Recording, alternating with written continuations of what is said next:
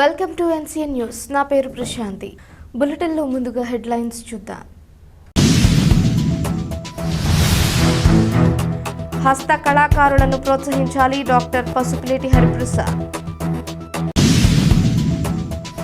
Andhra Pradesh handicrafts development corporation limited ఆధ్వర్యంలో గాంధీ శిల్ప్ బజార్ ప్రదర్శనాకం అమ్మకాలు కార్యక్రమాన్ని తూర్పుగోదావరి జిల్లా రాజమహేంద్రవరంలోని ఉమా రామలింగేశ్వర కళ్యాణ మండపంలో డిసెంబర్ 15 నుంచి 21వ తేదీ వరకు నిర్వహిస్తున్నట్లు AP handicrafts development corporation chairman doctor Pasupuleti Hariprasad తెలిపారు.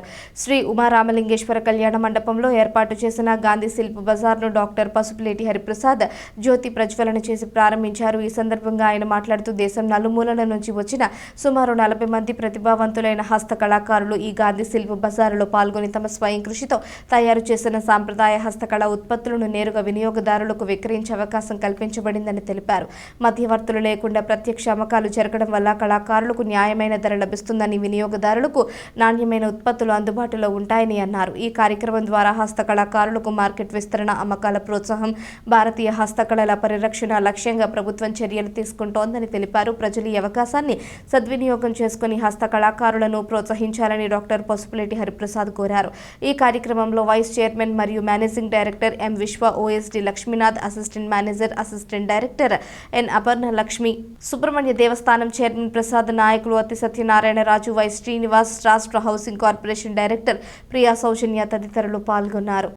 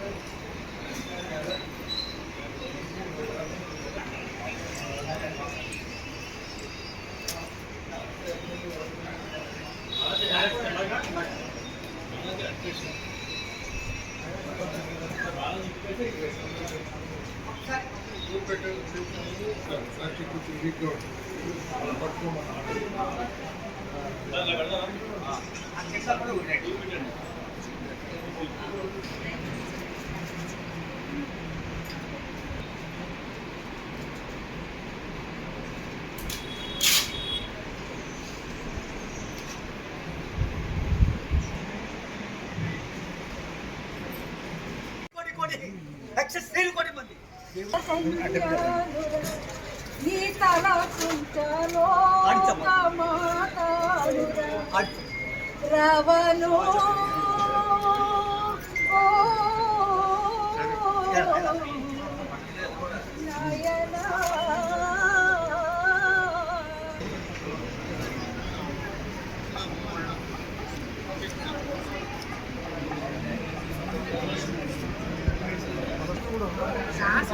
అంటే ఏదో కాదండి, ఒక బ్రాండ్ అయినా ఏదైనా ముందుకు వెళ్ళాలి అంటే ఒక సంస్థ దాని వెనకాల నుండి నడిపించే టీమ్ మెంబర్స్. సో అందులో ఒకరైనటువంటి అవర్ ఓజీ అయినటువంటి గౌరవనీయులు శ్రీ లక్ష్మీనాథ్ గారిని మాట్లాడవలసిందిగా కోరుకుంటున్నాం. పవన్ కళ్యాణ్ గారు ఇది పదవి కాదు, హస్తకళ చైర్మన్ ఒక బాధ్యతగా నాకు ఇచ్చినందుకు ఆయన యొక్క ఆలోచన, పవన్ కళ్యాణ్ గారి ఆలోచన, హస్తకళలు అనేవి మన భారతదేశం హస్తకళలకు ప్రాచీన కాలం నుంచి కూడా ఎంతో ప్రాముఖ్యత కలిగిన దేశం. అటువంటిది మన రాష్ట్రంలో తీసుకుంటే, మన దేశంలోనే, మన రాష్ట్రంలో ఆనాటి కాలంలోనే ఒక అగ్గిపెట్టెలో చీరను నేసిన కళాకారులు ఉన్నారు. అలాగే రాతి శిల్పాలతో సంగీతాన్ని పలికించగల హస్త కళాకారులు ఉన్నారు. ఇటువంటి కళలకు పుట్టించలేన ఆంధ్రప్రదేశ్లో ఈ కళాకారులందరూ కూడా వీళ్ళ యొక్క వ్యవస్థ అయితే దాదాపు మనం ఆంధ్రప్రదేశ్ తీసుకుంటే 26 జిల్లాల్లో 36 వన్ డిస్ట్రిక్ట్ వన్ ప్రోడక్ట్, అంటే అన్ని రకాల కళాకారులు, హస్త కళాకారులు ఉన్నారు. విభిన్నమైన చెక్క బొమ్మలు అయితే ఏమి, రాతి శిల్పాలు అయితే ఏమి, హస్త కలంకారీ, హ్యాండ్ కలంకారీ అయితేమి, ప్రింట్ కలంకారీ అయితేమి, తోలుబొమ్మలు అంటే అయితేమి, ఇవన్నీ వన్ డిస్ట్రిక్ట్ వన్ ప్రోడక్ట్ లో మన జనవరి నెలలో ఢిల్లీలో మన రాష్ట్రం నుంచి దాదాపు 9 అవార్డ్స్ సాధించగలిగాం. ఈ ఘనత మన ముఖ్యమంత్రి వర్యుది, అలాగే మన ఉప ముఖ్యమంత్రులు శ్రీ కొణిదెల పవన్ కళ్యాణ్ గారిని నేను చాలా ఆనందంగా తెలియజేస్తున్నాను. 29 అవార్డ్స్ లో ఆల్మోస్ట్ 9 అవార్డ్స్ మన రాష్ట్రానికి వచ్చాయి. నిన్నలే మన నైన్త్ మన రాష్ట్రపతి చేతుల మీదుగా మన రాష్ట్రం నుంచి 5 మంది కళాకారులు, దాంట్లో 3 తోలుబొమ్మలాట కళాకారులు, ఒకరు కలంకారీ, ఒకరు వుడ్ కలంకారీ వాళ్ళు, వీళ్ళు మన స్వయాన రాష్ట్రపతి చేతుల మీదుగా అవార్డు మన రాష్ట్రానికి తెచ్చారు.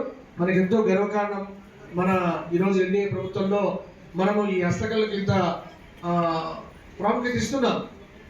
ముఖ్యంగా ఈరోజు మన ప్రధానమంత్రి గారు లోకల్ టు గ్లోబల్ అనే నినాదంతో మన దేశం నుంచి మనం తయారు చేసిన ప్రతి వస్తువును కూడా దేశంలోనే కాదు అక్రాస్ ద గ్లోబ్ పంపించాలనే ఆలోచనలో ప్రధానమంత్రి గారు ఉన్నారు.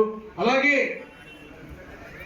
ఎప్పుడైనా మన అన్ని రాష్ట్రాల్లో చూస్తే రాష్ట్రాన్ని ముందుగా పరిగెత్తించే ప్రతి ఒక్క విషయంలోనే ముందుకు తీసుకెళ్లాలని మన ప్రియతమ ముఖ్యమంత్రి గారు ఉన్నారు.